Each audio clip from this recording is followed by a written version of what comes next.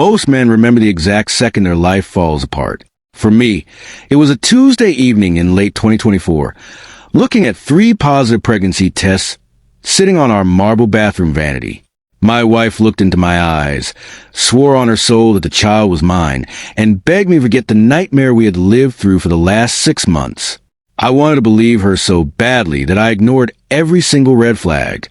I spent hundreds of thousands of dollars building a custom nursery, upgrading our lives, and preparing to be a father. But exactly 4 business days after that baby was born, a single piece of paper from a DNA lab arrived at my office. The probability of paternity was 0.0%. She didn't just break my heart. She tried to use my wealth to fund another man's lifestyle. But she didn't know that for the last 4 months of her pregnancy, I had been quietly planning a legal execution that would strip her of everything she owned.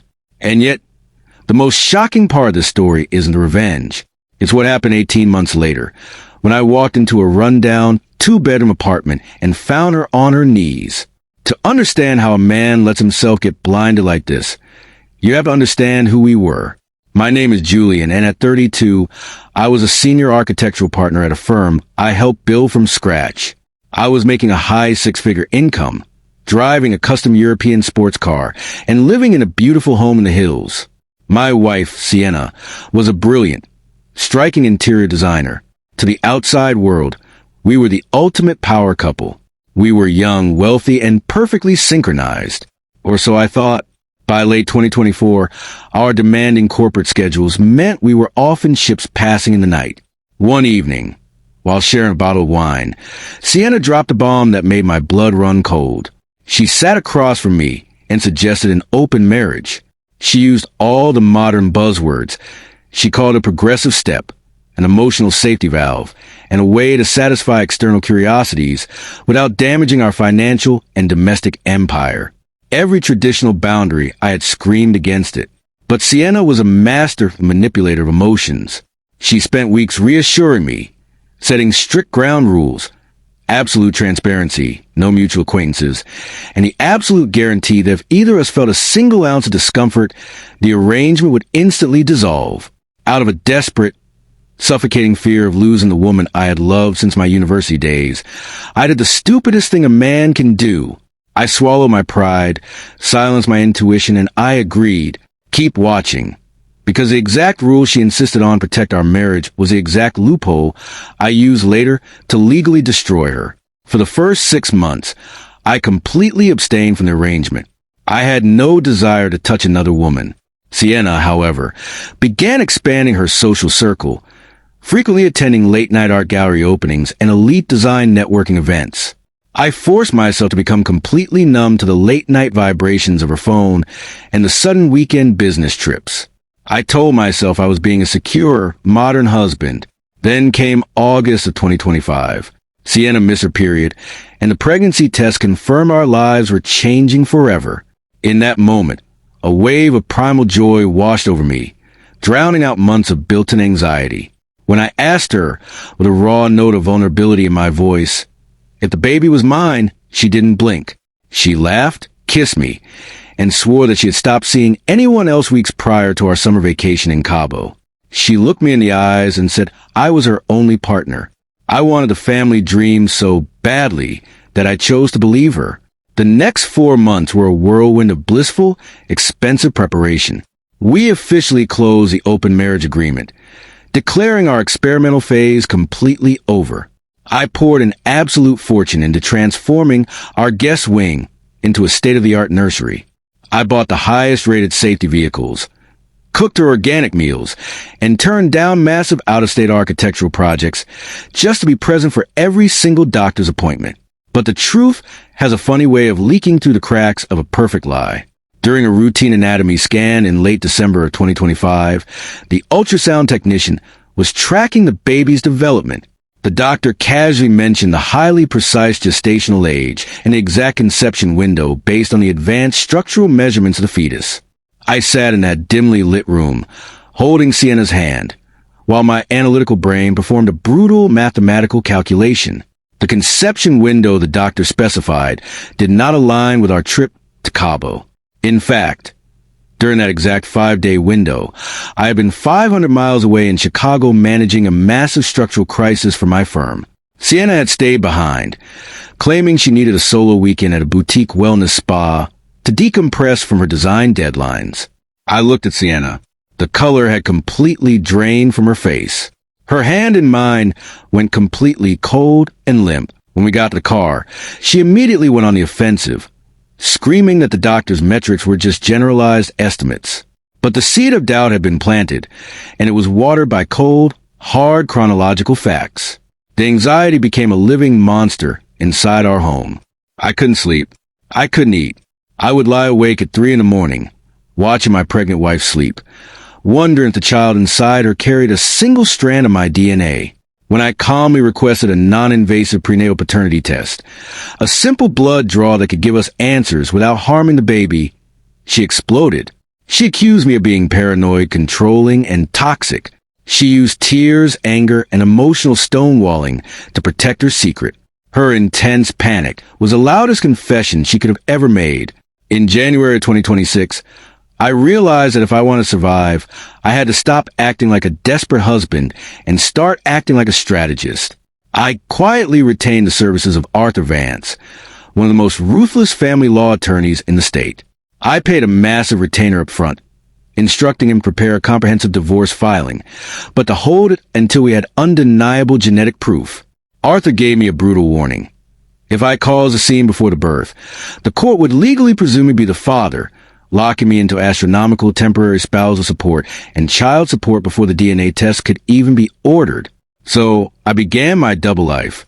By day, I worked with my legal team, quietly shifting personal business assets, separating accounts, and documenting every single financial transaction. By night, I played the doting, expectant father. It was psychological torture. I rubbed lotion on her pregnant belly, kissed her forehead, and hosted a star-studded baby shower that cost me over $20,000, all while keeping my face completely expressionless. Then one night, the final piece of the puzzle fell into my hands. While Sienna was heavily asleep from her third trimester fatigue, I used her facial recognition to unlock her phone. My hands shook as I scrolled through her hidden messages. There it was, a message thread with a wealthy venture capitalist named Christian. The dates lined up perfectly with my trip to Chicago, but the text that completely turned my heart to ice was sent just 3 weeks prior. Sienna had written to him, "Julian completely believes the baby is his. He's paying for the nursery, the luxury SUV, everything. We are totally safe. Just let him play dad, so we don't have to deal with a messy custody battle right now." Most men would have woken her up and started a screaming match. But if I did that, she would have cleared the bank accounts. Watch exactly how I used that text message to launch a financial trap she never saw coming. In early April of 2026, Sienna went into labor. I drove her to the hospital, held her hand through 12 hours of grueling labor, and watched as a healthy baby boy was born. We named him Leo. When I held that little boy in my arms for the first time, looking down at his innocent face, my heart shattered. He was completely innocent, yet I knew with absolute certainty that I was looking at another man's son. The next morning, while Sienna was asleep, I slipped into the hallway. I had prearranged for a private, mobile DNA collection specialist to meet me in a private waiting room. With the help of an independent medical professional I had hired, we quietly acquired a cheek swab from the baby and provided my own sample. 5 days later, the certified lab results arrived via my attorney's secure portal. Probability of paternity, 0%. I closed my laptop and called Arthur. I told him 5 words. Execute the asset protection strategy. My revenge was not designed to be loud or physical. It was designed to be absolute, legal, and financially devastating. Because our original open marriage contract explicitly stated that any pregnancy by an external partner without immediate written disclosure constituted a fraudulent material breach of our prenuptial agreement. Her rights to my wealth, the house, and spousal support were completely obliterated. 2 days later, on a Friday afternoon, I told Sienna I was taking her out for a high-end celebratory dinner to toast to her recovery. I arranged for her mother to watch the baby for 3 hours. Sienna dressed up beautifully, wearing a designer dress I had bought her. Instead of driving her to the restaurant, I drove her directly to the grand glass high-rise that housed my attorney's corporate headquarters. We walked into the master conference room on the top floor. Sitting at the table was Arthur Vance, a court reporter, and 2 private process servers. Laid out on the mahogany table were 3 thick, color-coded binders. One contained the certified DNA results. The second contained 200 pages of printed text messages between her and Christian, proving intentional financial fraud.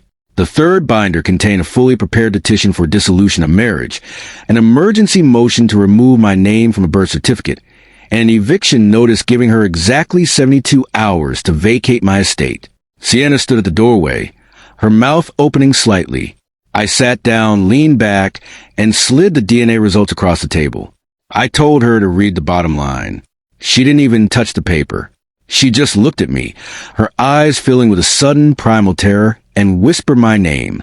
I looked at her, my voice completely devoid of human warmth, and said, "The experiment is over.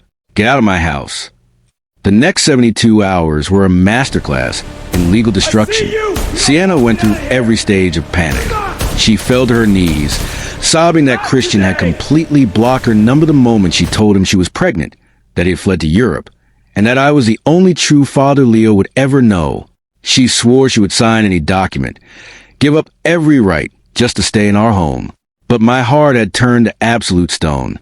I stayed at a luxury hotel, while my security team supervised her moving her personal clothes out of my mansion.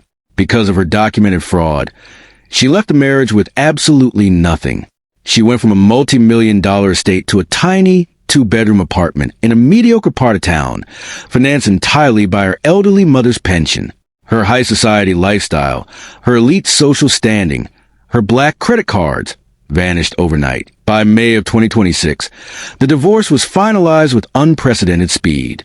The court officially severed my name from any legal or financial obligation to the child.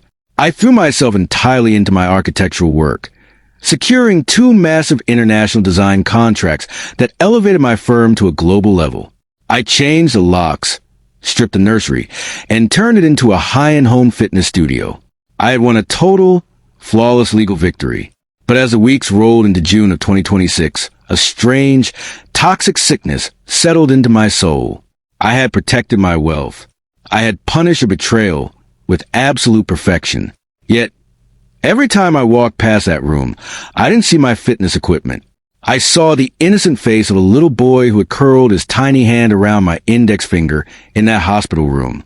I realized the brutal truth. My rage toward Sienna was entirely justified, but my soul was actively rotting from the lack of forgiveness. Sienna was struggling immensely. My private investigators reported that she was working 16-hour days trying to keep her small design business afloat while raising a newborn entirely on her own. In the surveillance photos, the proud, untouchable queen of the design world was gone. She looked exhausted, pale, carrying groceries up 3 flights of concrete stairs with a baby strapped to her chest. On a quiet Sunday morning, just 2 weeks ago, I did something my attorney told me was absolute madness. I got into my car and drove to her apartment complex. I stood outside her door for a long time, listening to the muffled sound of the baby crying inside, mixed with the sound of Sienna softly sobbing as she tried to soothe him. I knocked. When she opened the door, she looked at me as if she were seeing a ghost. She immediately began to apologize, her voice cracking, stepping back to hide the clutter of baby formula and unwashed dishes in her tiny kitchen. She told me she didn't expect me to ever look at her again. I walked into the apartment, sat down on her modest couch, and looked at Leo, who was now a few months old, kicking his legs in a small bassinet. I looked at Sienna and told her that I hadn't come to rescue her financially, nor had I come to forget what she did. The trauma of her lies would always be a scar on my life. But I told her that I was choosing to forgive her, not for her sake, but because I refused to let her betrayal turn me into a bitter, cynical monster for the rest of my days. We sat in that small apartment for 4 hours, speaking with a raw, brutal honesty that we had never achieved during our entire marriage. She stripped away all her pride, admitting that her desire for an open marriage stemmed from deep-seated insecurities and an unhealthy need for constant validation. She acknowledged the monstrous nature of her lie and expressed deep, genuine remorse for weaponizing a child's birth against my heart. We have not gotten back together. The marriage is legally over, and the romantic trust is a structure that has been entirely demolished. But we have begun a slow, highly unconventional journey of reconciliation. I have established a private, independent educational trust fund for Leo, ensuring that his future is secure, despite the fact that he carries no genetic connection to me. I refuse to let an innocent child suffer for the sins of his parents. I occasionally visit the apartment, not as a husband and not as a legal father, but as a mentor, a guardian, and a stable male figure in a world that abandoned him before he was even born. Sienna is slowly rebuilding her business, no longer driven by a desire for superficial luxury, but by a grounded necessity to provide for her son. Our relationship now exists in a completely new dimension, one built not on the fragile perfection of an elite power couple, but on the messy, painful, and beautiful foundation of human redemption. I learned the hard way that revenge can protect your bank account, but only radical grace can truly save your life. If you were in my shoes, could you have walked into that apartment? Let me know in the comments below. Don't forget to like and subscribe for more deep stories. See you in the next video.